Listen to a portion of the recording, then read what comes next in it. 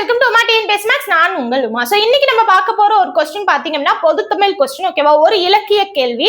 ஆனா இலக்கிய கேள்வியை இலக்கியமா கேட்காம அவங்க வந்து எப்படி கேட்டிருப்பாங்க அப்படின்னா இலக்கண கேள்வியா மாத்தி கேட்டிருப்பாங்க. ஓகேவா? சோ அது எப்படி கேட்டிருக்காங்க, அதுக்கான ஆன்சர் என்ன, ஃபர்ஸ்ட் இலக்கியத்துக்கான அந்த பொருள் என்ன அப்படிங்கறத டீடைல்டா இந்த வீடியோல பார்க்கலாம். பாருங்க, நாற்றிசையும் செல்லாத நாடில்லை, அந்நாடு வேற்று நாடு ஆகா தமவேவாம் ஆயினும் ஆற்றுனா வேண்டுவதில் அப்படிங்கிற ஒரு பழமொழி நானூறு ஒரு செய்யுள். ஓகேவா? இது வந்து பாத்தீங்க அப்படின்னா கற்க வேண்டிய நூல்களை எல்லாமே நிறைவா ஒருத்தங்க கற்று வச்சிருந்தாங்க அப்படின்னா அவங்க வந்து அறிவுடையவங்க. அவங்களோட புகழ் அப்படிங்கிறது 8 திசையிலும் பரவி இருக்கும்.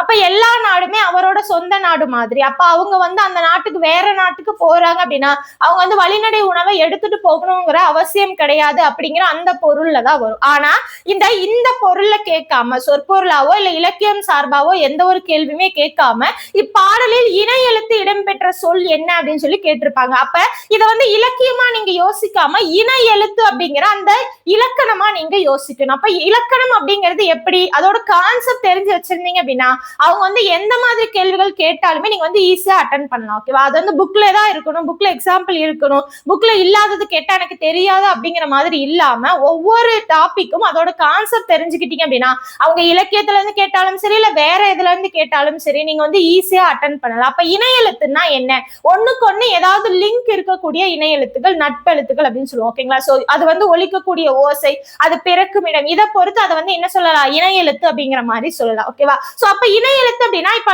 நட்பெழுத்து அப்படின்னு சொல்றோமா, நம்ம நண்பன் என்ன பண்ணுவான், நம்ம கூடவே வருவான். அப்ப அந்த இணை எழுத்து அப்படிங்கிறது அதை விட்டுட்டு வேற ஒண்ணு கூட ஜாயிண்ட் ஆகாது, அதுதான் இணை எழுத்து அப்படின்னு சொல்லுவோம். அப்ப உயிரெழுத்துல உங்களுக்கு நெடிலுக்கு குறிலும் குறிலுக்கு நெடிலும் இணை எழுத்தாக வரும், வல்லினத்துக்கு மெல்லினம் இணை எழுத்தாக வரும், இடையினம் பாத்தீங்கன்னா அதுக்குள்ளேயே இணை எழுத்தாக இருக்கும். அப்ப அந்த கான்செப்ட் தெரிஞ்சிருச்சுன்னா போதும். இங்க பாருங்க, நாடு இல்லை, நாடு இல்லை, இது எதுவுமே பாத்தீங்கன்னா இணை எழுத்து கிடையாது. அடுத்து தமவே ஆமும் இணை எழுத்து கிடையாது. ஆற்றுனா அப்படின்னா இது இரட்டித்து வந்திருக்கு, அப்ப இணை எழுத்து கிடையாது.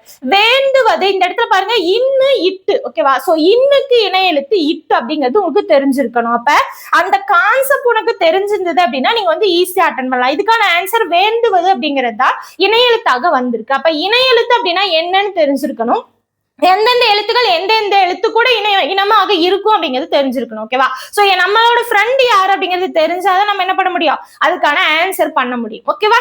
இதே மாதிரி யூஸ்ஃபுல்லான இன்ஃபர்மேஷன் நீங்க வந்து தெரிஞ்சுக்கணும் அப்படின்னா நம்மளோட சேனலை சப்ஸ்கிரைப் பண்ணி வச்சுக்கோங்க. இந்த வீடியோ டிஸ்கிரிப்ஷன் பாத்தீங்க அப்படின்னா நம்மளோட டெலிகிராம் சேனல் லிங்க் கொடுத்துருக்கேன், கிளிக் பண்ணி ஜாயின் பண்ணிக்கோங்க. அப்பதான் நாங்க எந்த ஒரு வீடியோஸ் போட்டாலுமே நீங்க வந்து மிஸ் பண்ணாம பார்க்க முடியும். தேங்க்யூ.